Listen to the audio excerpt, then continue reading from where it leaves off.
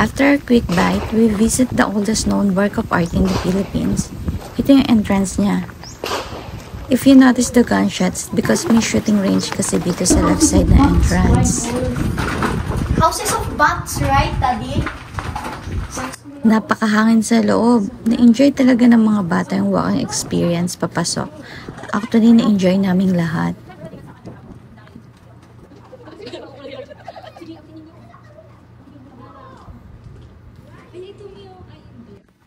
Sa dyan kami galing. Marami sila ditong cactus.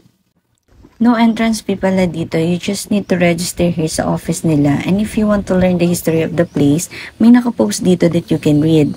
This place is called the Angona Binangonan Petroglyph Site. Relaxing yung paligid. Yung mga carvings na makikita nyo dito is human and animal-like creatures.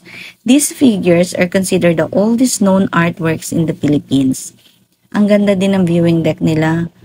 Siyempre, para din ma-protect yung mga carvings. Di ko yata na video na maayos yung mga carvings, hindi masyadong kita. So, pag nagpunta na lang kayo here sa Binangonan, try to visit this place.